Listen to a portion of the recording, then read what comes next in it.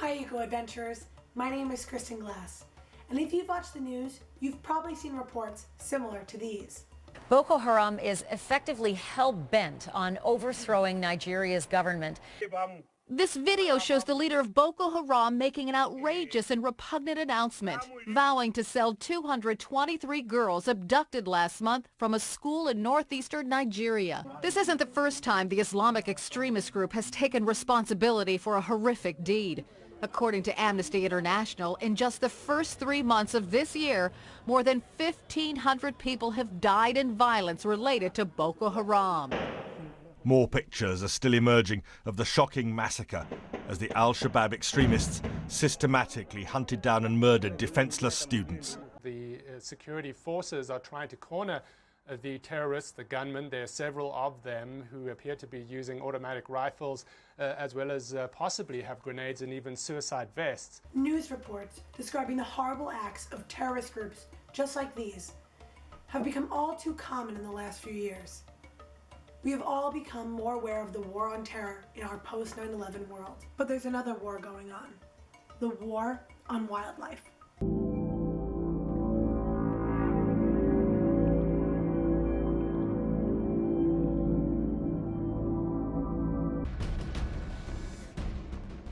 Rhinos across the world are facing their worst crisis in decades.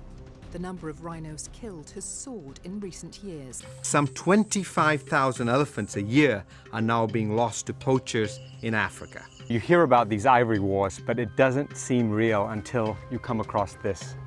And this writhing, stinking mass of elephant has been shot by automatic weapons, no chance at all. Not just one, but 6. One here, one there, one a little bit further over there. And then it comes flooding right at you, and you can't escape the fact that people are willing to kill something this big just for a tooth.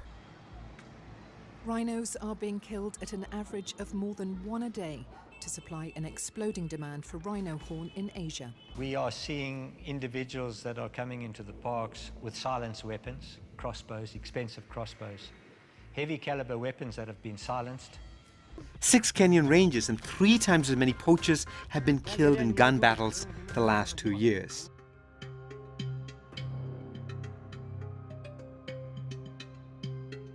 These shocking reports go to show that wildlife trafficking and illegal animal poaching are a serious and growing problem. But why have I shown you news reports from 2 seemingly different tragedies? It's because in fact, they are related. These crimes and their prevalence feed each other. Before I continue, however, let me first briefly explain the ecological importance of these animals being so relentlessly attacked.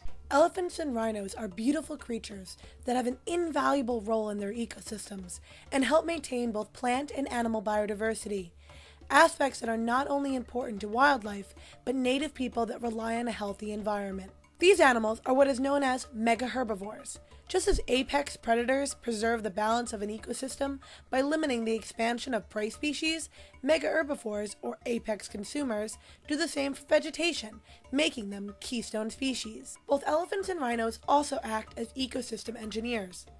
Elephants are important in the creation of watering holes or mud pits, which result from their digging and searching for water or mineral nutrients. These environmental features are then utilized by many other animals within the community. These animals serve a stabilizing function within their ecosystems, maintaining the area's ecological functionality. If they were to be removed, all other life would suffer because of the resulting indirect effects or disturbances that would resonate throughout multiple trophic levels of the community. But if these reasons alone don't convince you as to why these animals should be protected, how about preventing the loss of life and preventing the suffering of people all around the world affected by acts of terrorism?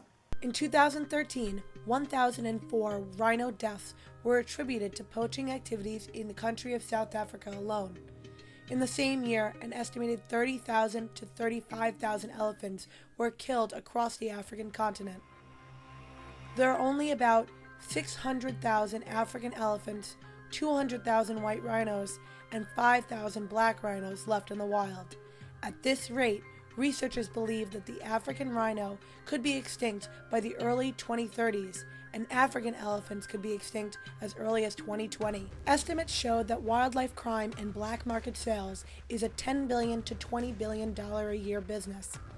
Rhino horn, and specifically ivory, have been dubbed the white gold of jihad because of the massive extent to which animal exploitation and trafficking supports extremist groups.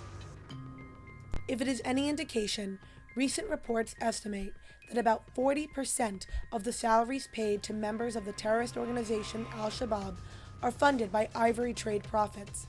That's between $200,000 and $600,000 per month. Boko Haram funding has now also been directly tied to illegal wildlife trade. In 2012, Interpol's environmental crime program stated that wildlife crime is known to involve significant organized criminal networks that are engaged in a range of criminal activities. They are responsible for corruption of officials, fraud, money laundering, and violence, causing social unrest and undermining the rule of law and confidence in the government institution. Former head of U.S. Africa Command, General Carter Ham, states that by allowing industrial-scale wildlife trafficking to take place, the United States is at a greater terrorist threat.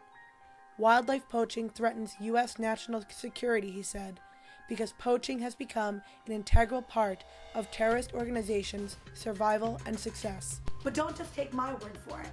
Here's what some of the experts have to say. We have to look at it for what it is. It's organized crime on a very massive scale. It involves not just the wildlife at stake, but the people, the economies, and whole regions of the world. In 2011, more large shipments of ivory left Africa than we've ever seen in history. Huge shipments, several tons each, showing up in the ports of Southeast Asia.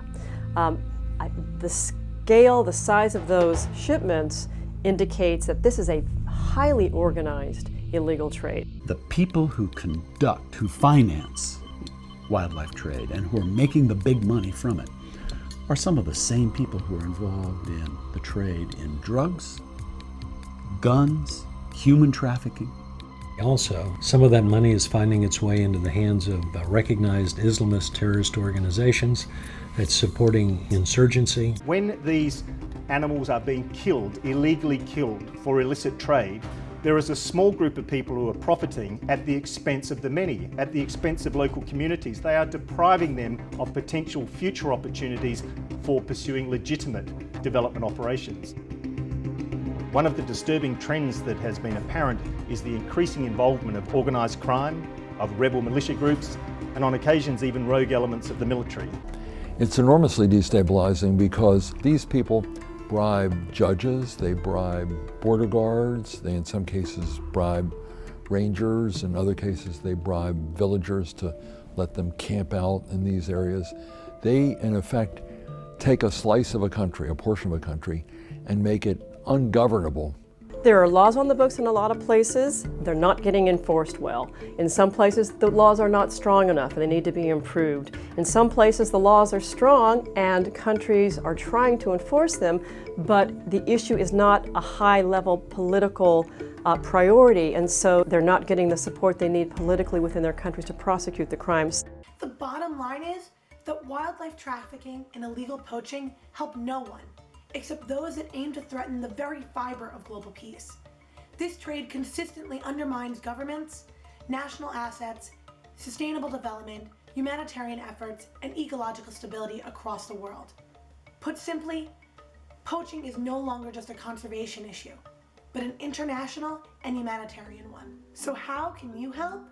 Fortunately, there's a lot of ways. First and foremost, decrease demand by never buying any product that you think may have come from a protected animal or be unsustainably harvested. Second, part of the problem is that international laws on the transportation and sales of these animal products are not as strong as they could be, and the punishments for those convicted of these crimes are not very steep. So support organizations that are working to increase regulations, legislation, and law enforcement in Africa and throughout the world. Next, it's important to keep in mind that although the highest demand comes from countries like China, the United States generally ranks in second place. And although there are international and federal laws in place, there are many loopholes, and federal law can't dictate the sale of products within individual states. So have your voice be heard and sign the petitions found at the World Wildlife Fund and the Wildlife Conservation Society's 96 Elephants campaign websites.